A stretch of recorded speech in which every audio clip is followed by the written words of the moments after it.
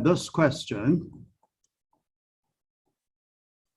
First, when n equals 1, can you find the answer quickly?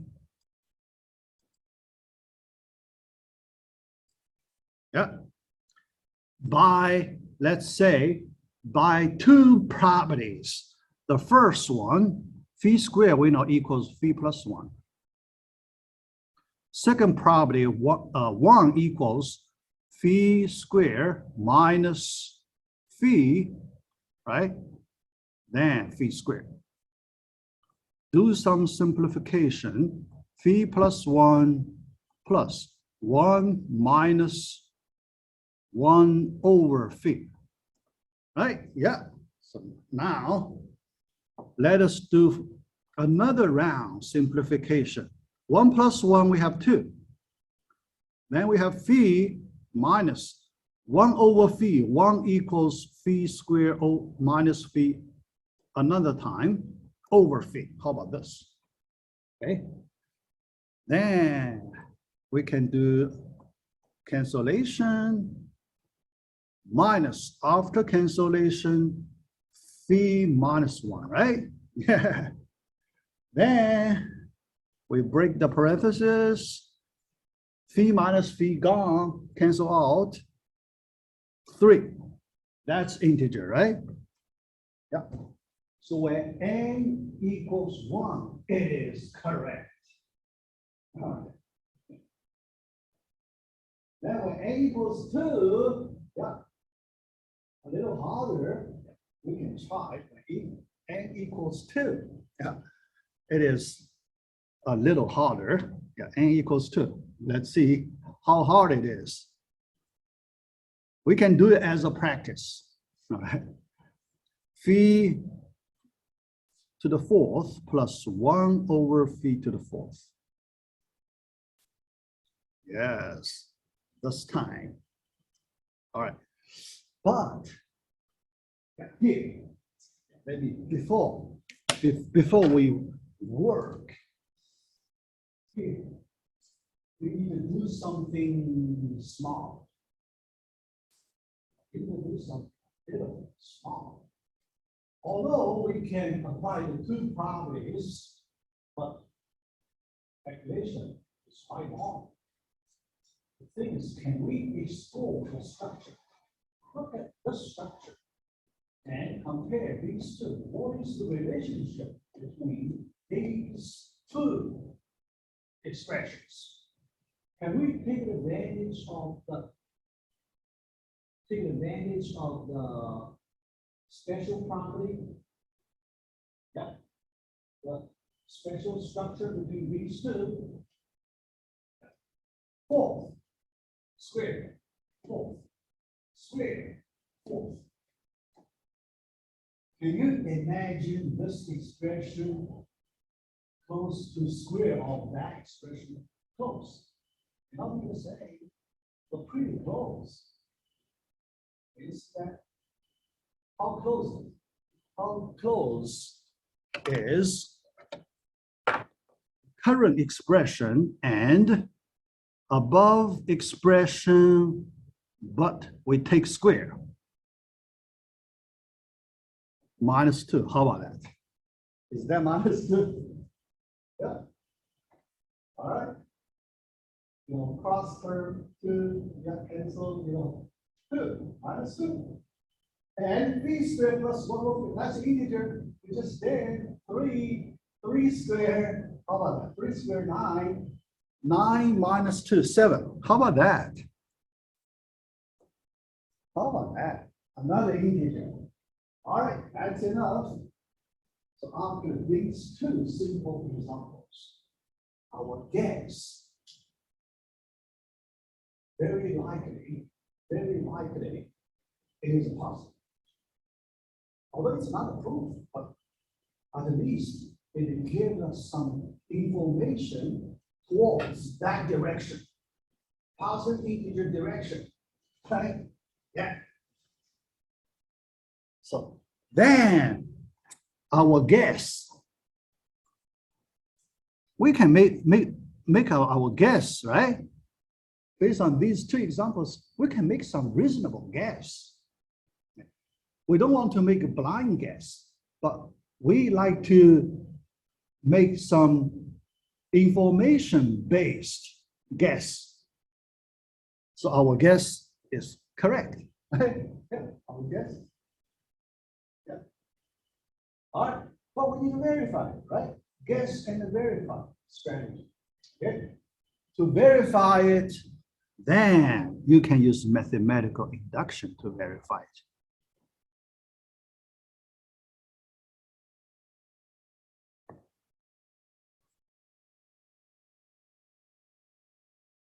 Mathematical induction. Okay, yeah, because when you use mathematical induction, you can assume phi to the 2n plus 1 over phi to the 2n. This is already an integer. Okay, yeah, mathematical induction assumption. All right. Then your goal is you want to show phi to the 2n plus 2 plus phi to the 1 over phi to the 2n plus 2. Yeah. Raised by 2. When you increase n by 1, the exponent raised by 2. All right. Then compare these two expressions. What's the difference? What's the difference? Can we bridge the gap? There is some gap. The question is, how do we bridge the gap? Okay. How do we, when we multiply something here, can we make it close to that? Multiply some special expression here to make it close to right-hand side expression. Think about that. try to bridge the gap. That's our critical thinking. Okay? Yes. Think about this. How about that? How about that? Okay. Compare. There must be a difference. Okay. But we need to deal with that difference.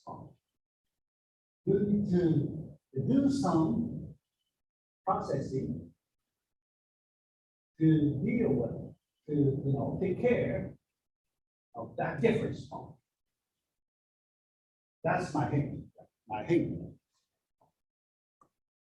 My hint is stop at this point. Okay. So you complete the remaining work. So it's a nice practice about mathematical induction. Verify or guess and verify strategy. We need to practice what we learn in class. This is, good question for that. All right, yeah, let's continue. Yeah, so I try to cover a few more questions.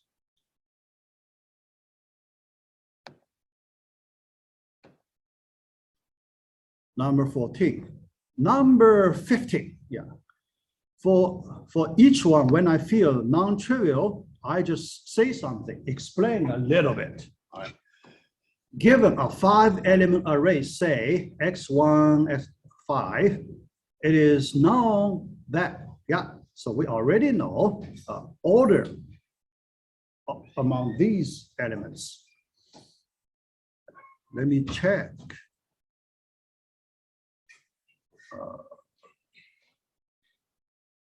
Let me check. Kyle? Yes. Oh, good. Yeah, I call the right name. Okay, we have 6 students here. Yeah. All right, continue. And x1 less than x2 based on the given information, which element cannot be the median. Here, this question, elimination method. Yeah, this question is designed for you to practice the elimination method. Yeah. And you only need to eliminate one element. one element, all right? But when you eliminate one element, you need to get a property, critical property to use here. Because the median, after these 5 arrays sorted, it should be the one in the middle, 2 elements at its left, 2 elements at its right. Okay, all right, that's the information we collect. Useful information we collect before we do the elimination. Next, in order to eliminate one element, think about this. If you can find one element, so let me draw a diagram first before I go to the next step. When these 5 elements are sorted, we arrange them in order like this. The one in the middle is the median. All right, yeah. In order to have the median element identified, you need to make sure there are 2 elements smaller than this one and 2 elements that are greater than this one. That's the median. Okay, all right. Now, look at the information given here. If you can find some element, this element either located in left block less than the median or right block greater than the median, then it can be eliminated. Okay? If one element is located in this left block or right block, then it can be eliminated. How do they identify one element in the left block? If we can find it is less than 3 elements. Okay? Less than 3 elements. Push to the left, right? 3 elements at its right. So you push this element to the left block. How about that? Similarly, if you can find one element that is greater than 3 elements, then you push it to the right block. How about that? Okay. Think about that. Think about this kind of discovery.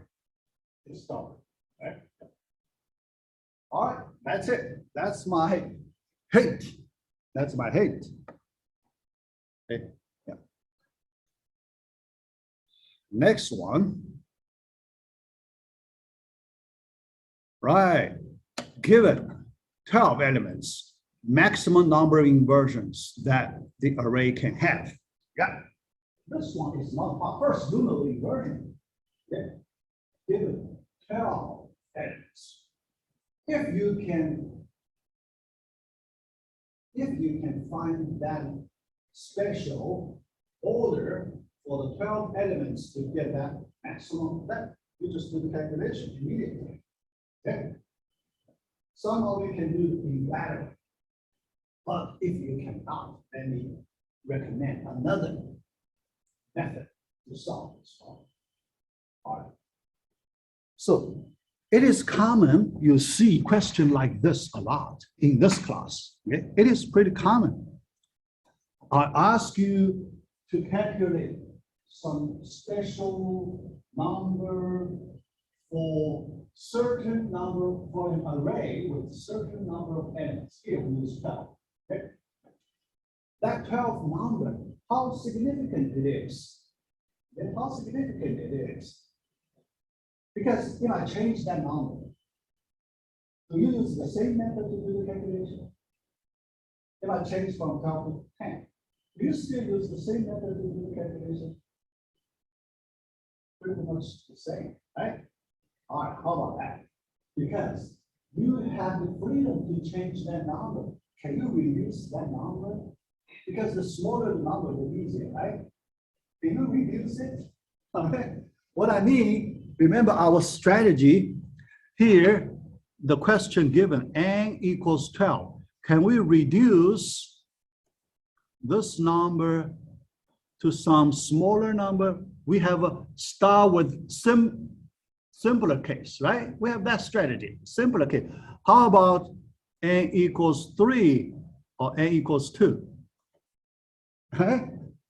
3 and 2. Can you see the answer quickly?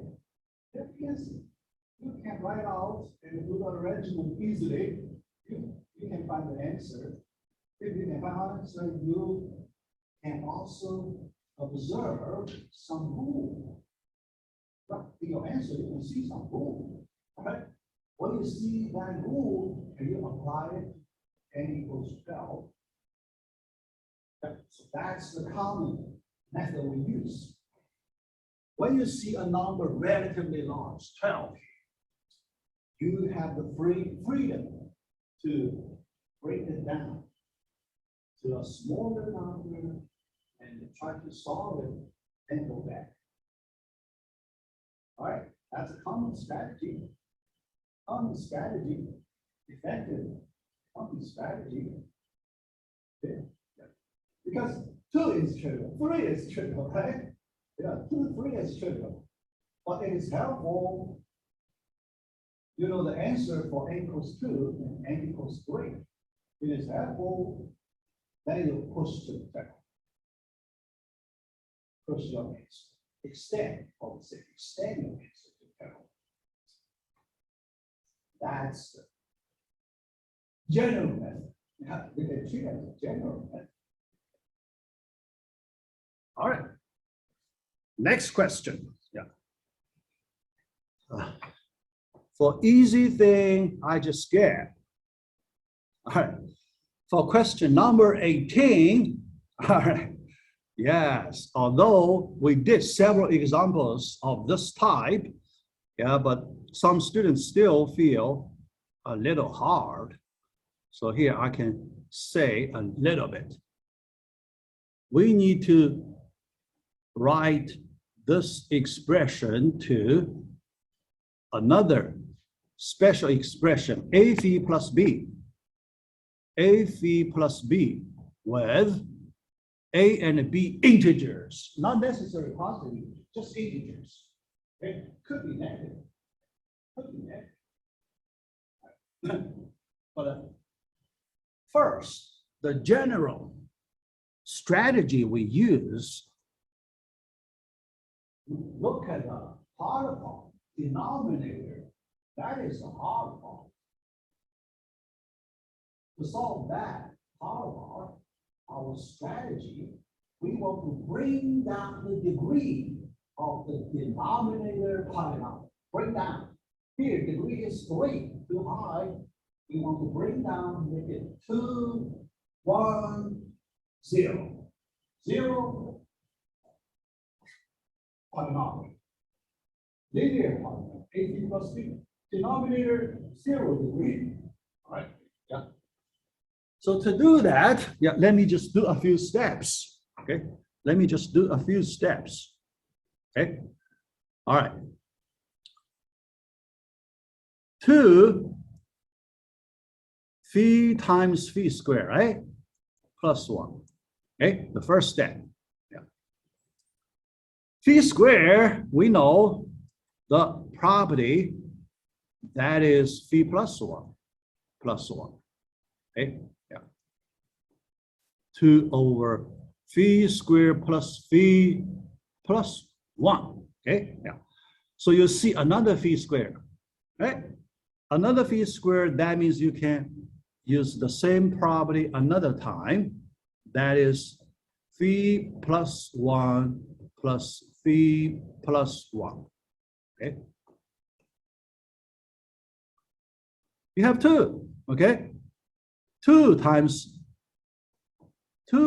phi plus 1. Can you do cancellation? 2. That is 1 over phi plus 1. Right? 1 over phi plus 1. All right. For the 1 over phi plus 1, 2 terms. Right? 2 terms. Not convenient, right? 2. One term is convenient. How about that? One term, if the denominator only has one term, then no problem. Two terms. Can you combine that two terms to one term to make it more convenient here?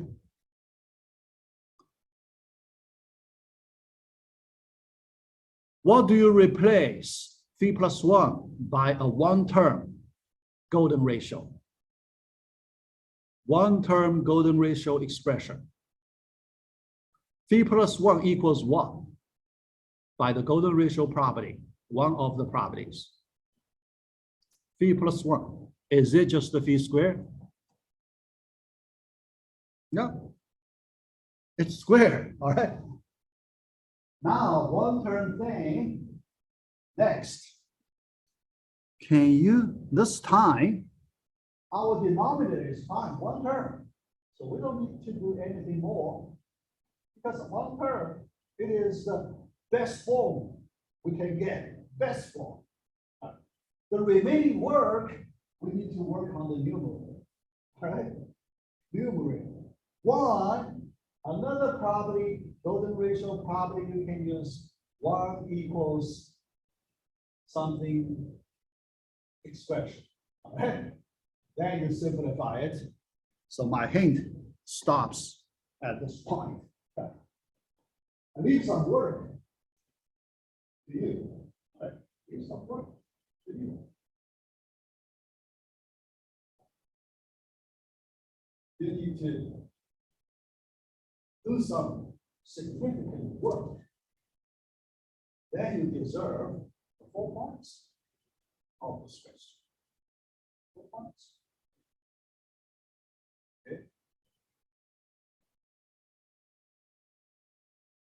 Now, after you solve this problem, think about the typical thinking method. Every step when we work, we base on some strategy. We base on strategy. For example, bring down the degree of the polynomial. Okay? Bring down the degree of polynomial. First strategy is. Second strategy, make the denominator one term expression. Okay? This time not necessarily bring down. Yeah? We raise the degree, right? We raise the degree from phi plus 1, that is degree 1 polynomial, but now we raise to degree 2 polynomial. Okay? Although we raise it, but we make two-term expression to one-term expression. So we're willing to do that exchange. We're willing because we want that one-term part. When we do cancellation, we know one-term expression is easier, is more friendly for cancellation. How about that? One-term cancellation, how easy it is. Two-term cancellation, man, it's much harder. Okay, you'll find a two-term common factor to be canceled out, right? One term, B, yeah, easy to cancel out. All right, think about it. Questions? So I have a quick question, just about problem 1. So do we, we also have like the multiplication coefficient as well? Like, Yes, include multiplication with coefficient. Yeah. Yeah. That's important. You cannot avoid that multiplication. Yeah. All right. Next question. Yeah, let me do a little faster. Yeah. Although I know this kind of hint is important for you. Yeah. Yeah. But I want to go a little faster so we can Still cover more material. Next question. All right. Question number 19. 19, yeah, because one's going to ask me this one. Yeah, then I talk about it a little bit. Can you first find the pattern of the exponent numbers? 5, 8, 11. Can you see some special pattern or rule? The difference, look at the difference. From 5 to 8, difference 3. From 8 to 11, difference 3. All right? Every time you add 3 to the previous number. Okay? So you can write a general expression. All right, yeah. Then when you do the counting, count the number of additions, right? Means that counting by reference. Counting by reference method. Choose some convenient reference. Each plus sign, can you associate it with some convenient mathematical object? Yeah. One-to-one correspondence. That particular mathematical object, you can do the counting easily. So this question is designed for that practice. Counting by reference. Try to find an appropriate reference. Can do the counting. All right. Yeah.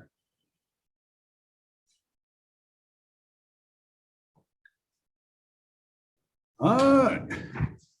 Number 20, leave it to you. Yeah, it's not hard, yeah, but you need to do some thinking. Yeah. So here I just leave it to you. All right. Yeah. Number 21, it is known that X3 is the median. All right. So this question a little tricky. Another question about me, a little tricky, but if you get insight, okay, not all. Insight is important. Okay, insight. So the given 5-element array, we know X3, median, we know the median, okay? 1 in the middle, 2 left-hand side, 2 right-hand side. How many comparisons do we need to solve this array? Solve. That median information you can use, okay? Yeah. So one way, straightforward way, we just try. Very hard. Yeah. Typically, many students doing that. Another way, try to take the right view. If you can take the right view, then it is easy. Take the right view. Okay. The right view, here, let me just give you a little more information. Right view. X3 is the intermediate. All right. Think about that. Can we take away X3 when we do the solving? Can we take away X3? Because if we can solve 4 elements other than X3, then we can put X3 back immediately, right? Because we know its position. We know the final position of X3. If we can solve 4 elements. So 4 elements, we put X3 back immediately, right? That view is great. That view is great. Okay? Although you can use the straightforward, but the answer is the same. If you can do the right way, the answer is the same. Okay? The answer is the same. All right. So I give you a lot of hint. Yeah. A lot of hint. So I hope you can do well in the first assignment. Number 12, another challenging question. Another challenging question. Given a certain number of elements, is that number important? All right, I put 185. Is that number important? Remember our 12 element array. That number not equal, you have freedom to change that, right? You have freedom to bring that number down, right? Think about that. Okay? Yeah, but that's not a critical step. That's not a critical step here. All right. What is the minimum number of comparisons that you need to find n that is among the top 5? Top 5, the value is among the top 5. First, or second, or third, or fourth, or fifth. Just among top 5. Okay. Minimum number of comparisons. Okay. To do that,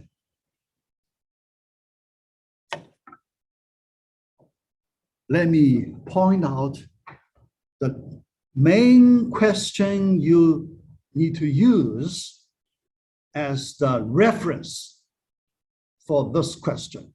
That is, look at that problem. We did it in class. Find the minimum of an array. All right, yeah.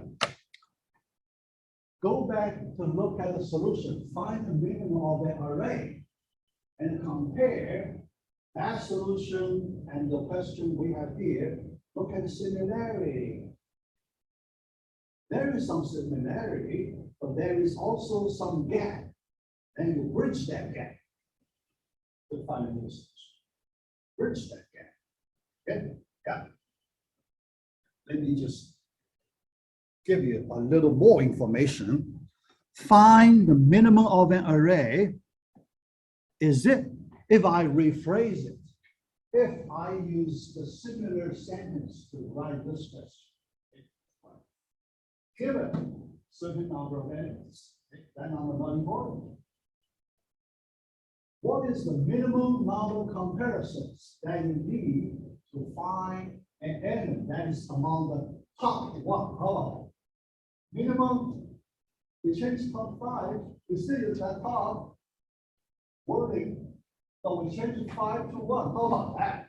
Okay? Yeah. Then it's similar, right? Top 1. How about that? Top 1. Okay. All right. Okay. Yeah. So the difference is change top 1 to top 5.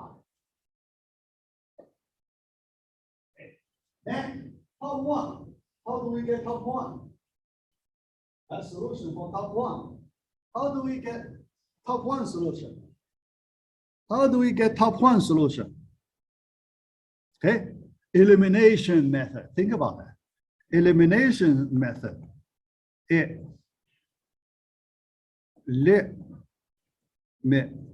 eliminate n minus 1 elements, right?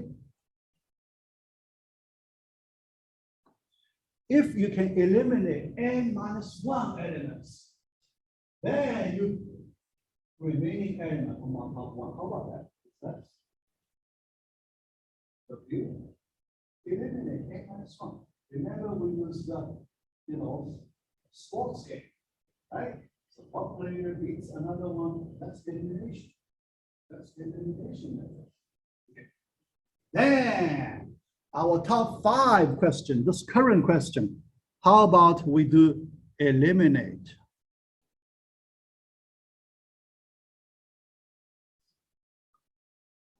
N minus 5 elements. How about that? N minus 1 elements. Right? That kind of similarity. Okay? Yeah. We change from n minus 1 elimination to n minus 5 elimination. Look at that similarity. All right? Pretty close. Pretty close. How about that? Yeah.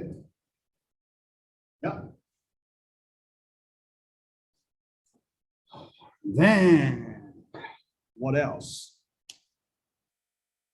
All right, yeah, remaining, yeah. Let me just stop here, all right? I already spent too much time, right? I already spent too much time, yeah, and I already provide you a lot of information. Yeah. So I hope it's not that, you know, intimidated. Yeah.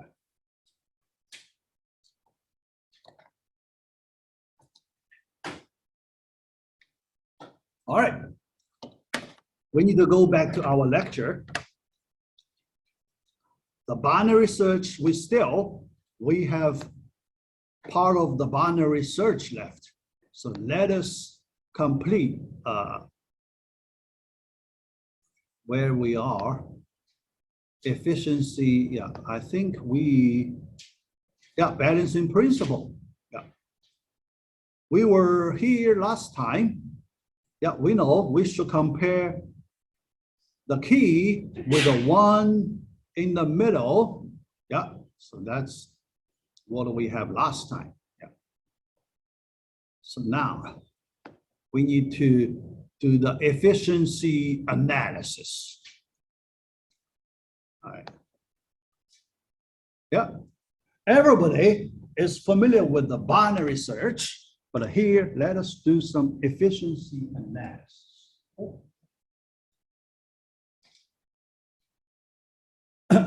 All right, yeah.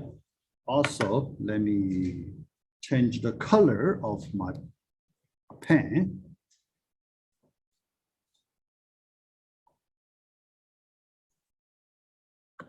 All right, okay. Good. Not working. Good. All right. Yeah, my remote control. Not working. Yeah, let me, I don't know. Let me stop share, then go back and see if I can fix it.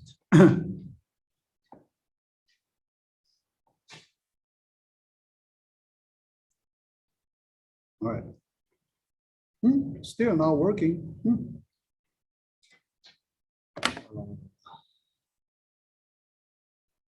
Still not working. All right, let me use the manual way. All right. All right. Yeah, let us use some diagram to see how many comparisons do we need. Yeah. Here we use the elimination method. This time we use the elimination method. Yeah. But how do we do the elimination? It's pretty easy. Number of comparisons for the worst case. This line segment represents the whole array. Our first comparison, we compare it with the element right in the middle. After that comparison, there is a subarray we can eliminate. Left subarray or right subarray, we can eliminate it. Yeah. Let's say we just drop one of the two subarrays. Yeah. Then we reduce the problem size approximately by half the problem size. Suppose original problem size is n. After size reduction, we get approximately n over 2. All right, yeah. Second comparison, in the middle, drop another half of the subarray and reduce another half. And we keep doing like that. And in the last step, look at the data size. we make the reduction. After case comparison, the current array has this size, n over 2 to the k. That reduction. Okay, that reduction. But you have to stop somewhere. Here we need to look at the point where we need to stop. Where should we stop? For what k should we stop? We need to calculate that number. How to do the calculation? Yeah. We stop splitting. Yeah. We look at the size. Okay. Yeah. Think about if the size, data size is less than 1, we should stop, right? The size less than 1, that means that little line segment can only cover at the most one element, right? We only have one element covered in that little subarray. Okay, less than 1. We should not do another splitting. So we should stop immediately. Okay? If we get that point, the data size less than 1, we should stop immediately. Yeah. So now we get inequality. We get this inequality. If n over 2 to the k less than 1, we should stop. All right.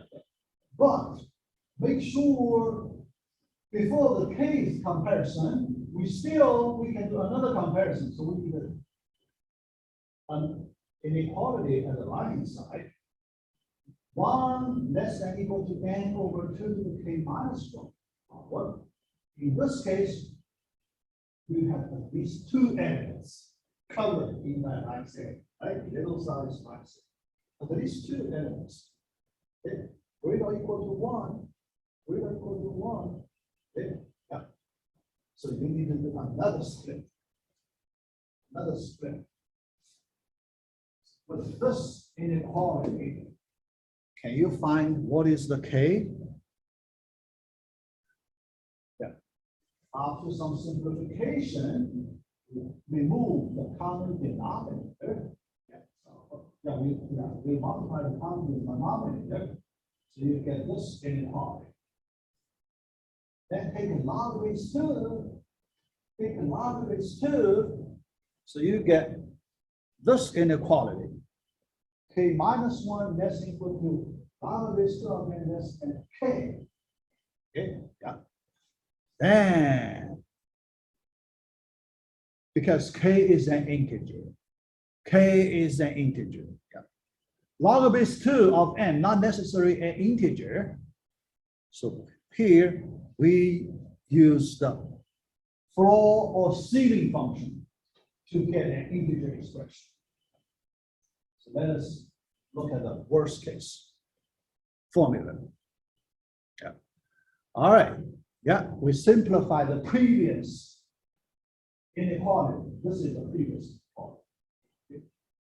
So from this inequality, how do you write k in terms of n when we want to use an integer expression for function or ceiling to write k? Okay. Yeah.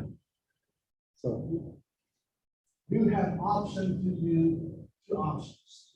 Use the right side option, 1 plus 1 with 2 of n, or use the left hand side option, log with 2 of n. You have 2 options to do your expression. All right, yeah. So here, let's go back to our previous inequality. 2 to the k minus 1 power less than or equal, less than equal. This equal sign. Pay attention to this equal sign. Okay. This one strictly less. Okay. Strictly less. No equal sign. That's important. Okay. That difference is important. Okay. All right. Then what should we have next? Because this strictly less than, in order to get equal sign, we need to increase n by 1, n plus 1, less than or equal to 2 to the k. Yes, n plus 1, less than or equal to 2 to the k. After plus 1, there is a possibility they are equal. All right? Yeah. Because if you have the equal case, then when you take the flow function, look at that, take the flow function, all right, yeah. So you take log base 2 first. Take log base 2 first. Okay. So this time, log base 2 of n plus 1, less than equal to equal. You have equal here. Okay, that's nice. Equal. Right? Also equal. Yeah. Equal. Yeah. Equal from previous equal here. Now, because we have both equal case, we can use the flow function or ceiling function. Okay, flow function or ceiling function. Now, next, two formulas. One from flow function, another from ceiling function. Okay, yeah. The first expression using ceiling function, Kmax, maximum number of comparisons you need. Kmax equals ceiling function, yeah, because that's an equal, so you need to round it up, okay? Yeah. In order to make this expression for k, you need to round it up. That's why you take the ceiling function. That's the first formula. Second formula, look at the right side. Greater than equal to k, you need to get k, you need to round it down. Okay, flow function. Round it down. Yeah. Dropping decimal, fractional part, yeah. Round it down, you get k max equal. So you have two different expressions, but they are the same power factor. Yeah, same number. Oh, okay. Yeah. So here you can see these two expressions are the same. Are the same. Okay. All right, that is our formula. So we have this one. From our analysis for the worst case of the binary search, we get this formula. Later, we may need to use this formula. Okay, yeah. The best case, just one. Yeah, that's the worst case. Okay, you do the comparison in as many as possible. Best case, you compare with the middle one, you get it. That's the best case. But the question is, how to get the average case? So we have best case, worst case. What is the average case? Can we just simply take average of these two numbers by 2? Do you think this expression is the right way to calculate the average case efficiency?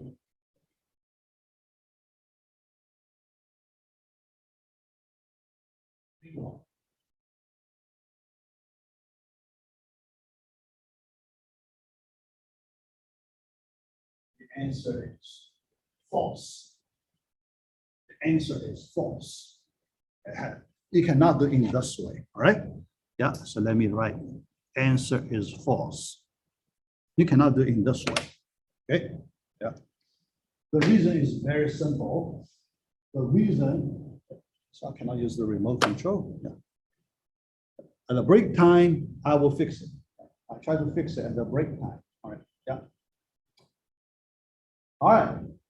So the question, how do we calculate the average case efficiency? That is non-trivial. That is non-trivial. we need to draw a binary tree. Binary search corresponding to our binary search, we can draw a binary tree. With that binary tree, we need to do the weighted average for all the cases. We know average case, we need to calculate weighted average. Weighted average for all the cases. That's non-trivial. So I will show you one simple example to see that. All right. For example, when n equals 7, yeah, let us draw a binary tree to see how to calculate the average case efficiency. Okay? Yeah. Here, let me draw this, 7-element sorted array. But when we apply the binary search, based on our binary search comparison, here we assume the probability is P. Probability that this key can be found in this array as P. So let us do first comparison, compare it with 4. Okay? If V equals key 4, element 4, okay? V, key V, V is the key. Element 4, then we need one comparison. Okay? Then 2 branches, element 2 and element 6. If V equals element 2 or element 6, you need 2 comparisons. All right? Yeah. Next, 1 and 3, right subtree 5 and 7. These 4 elements. If V equals 1 of the 4 elements, we need 3 comparisons. All right. That's all the cases, right? Yeah. All 7 cases are there. Okay? With 1 comparison, 2 comparisons, 3 comparisons. Then let us do weighted average for all 7 cases. What do we get? Yeah. Let us do the calculation. 1 comparison node, only 1. Let us do the counting. 1 comparison node, we only have 1 node. Okay. 2 comparison node, 2 comparison node, we have 2 nodes. 2 times 2, right? 3 comparison nodes, we have 4, all right? 3 comparison, we have 4 nodes. Yeah. That's our weight, all right? Weighted average, total cases 7. We're talking about 7. Adding up, 17 over 7. 17 over 7. That's the average for the calculation. Okay? So that's the average. Remember, we consider the subcase, the case when the key can be found in the array. The key can be found in the array. Yeah, all right, yeah. Okay. If the key is not in the array, here, if key V not in the array, the probability of 1 minus P. 1 minus P, this case, we need 3 comparisons.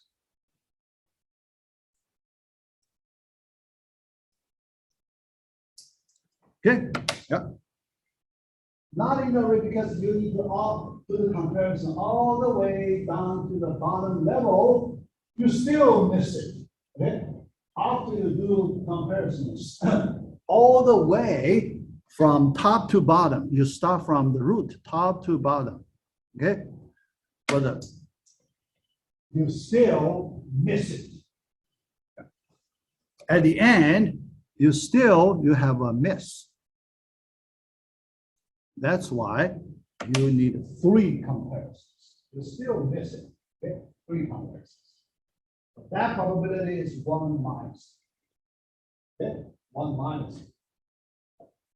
So based on that, you can write final average formula. Okay? Final average formula. This average is for some case. Okay? This left-hand side, this one, this is for the subcase.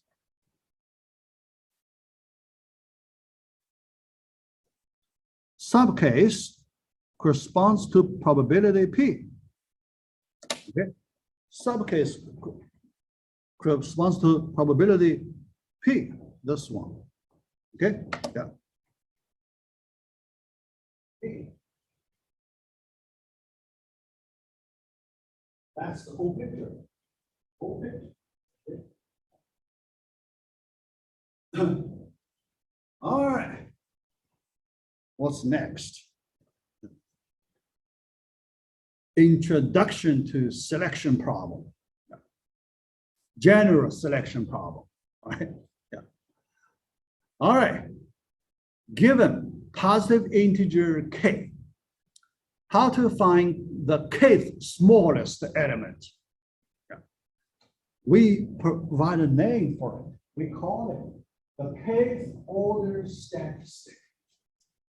Kth order statistic. Yeah. The formal name for this element. Yeah. Yeah. And another name, we call it, this element has rank k. Rank. This rank. Or the rank of this element is k.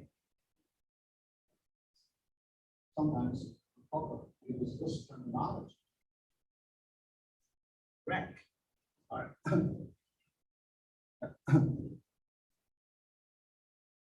All right. Yeah. Now let's do some analysis. In order to solve this problem, it's pretty complicated. The solution is very complicated. So we delay this solution to some later place. But here, let us just do some initial analysis. Data given unordered. Unordered. So then for some people, they may like to sort it first. Because if you sort the array, you can find kth or kth smallest element easily.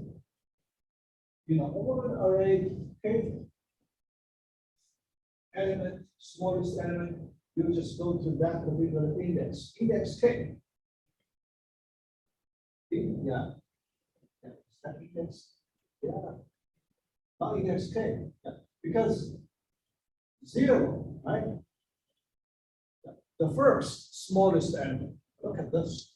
First smallest element. The index is 0. Right? So the kth smallest element, the index is k minus 1. So the index is different. Different number. Yeah. One difference. Yeah. All right. But if you do it this way, we know to sort an algorithm, the best algorithm we need to sort an algorithm, big theta of n of n. Big theta of n of n. We haven't learned it. We haven't learned a sorting algorithm with this efficiency. We will assume, we will learn in our module 4 that we already in module 4, but not insertion sort. Insertion sort not. This later we will do merge sort, quick sort. Then we can get this. We can get this. Merge sort and quick sort. We can make it. All right. So you need to do this much work, then you can find kth smallest error. We may not be satisfied with this. Yeah. We want to do better than this. We want to do better than this. So here, to solve the problem, we use divide and conquer. Divide and conquer. Well, the question is, how do you divide the array? And how do you eliminate one subarray and work on the other subarray? That's the key step. That is the key step. Right? Yeah. Okay. The idea, divide the problem into two subproblems. Right? Yeah. Drop one of the subproblems. Okay. Yeah. Convert the original problem to one of the subproblems. Yeah. Size reduction, similar to the way we do in binary search. Binary search, the subproblem is the one half of the problem size. But this time we don't know. This time we cannot guarantee that one half the problem size. The size is variable. Sometimes could be longer, sometimes could be smaller. Variable problem size. Yeah, we draw summary. Then we bridge the gap. We can get a recurrence relation. All right. Yeah. All right. Yeah. Yes. And this information we use when we determine which subarray to draw, how to draw one of the subarrays, we need to use that kth order statistic or rank A, rank K element. That information we need to use. Okay?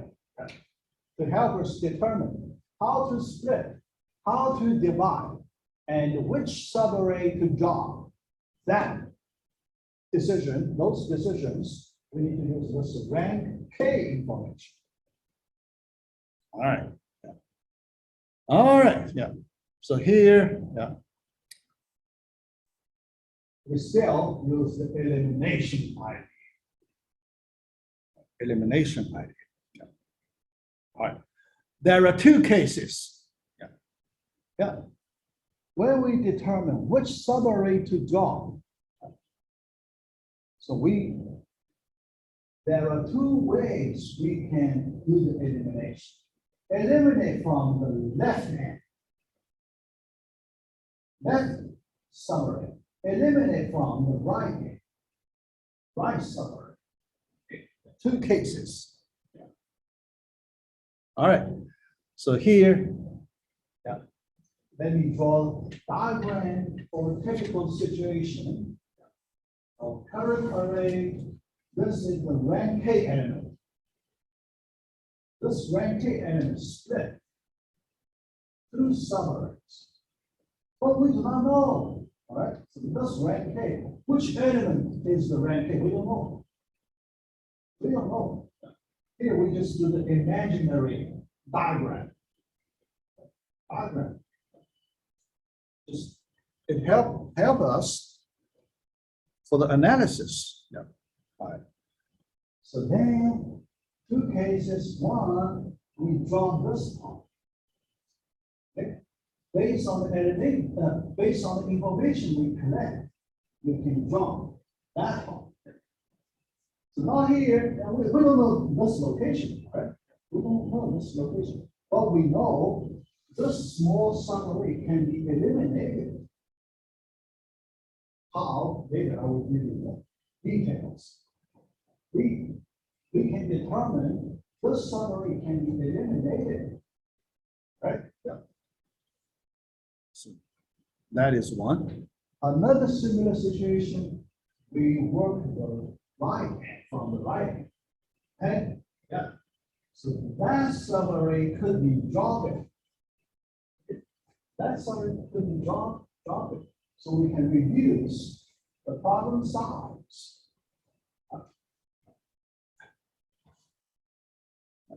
All right, yeah. So later I will give you several examples. Put this background information.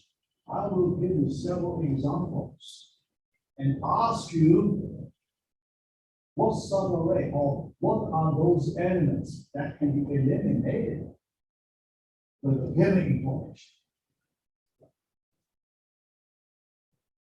All right. Yeah.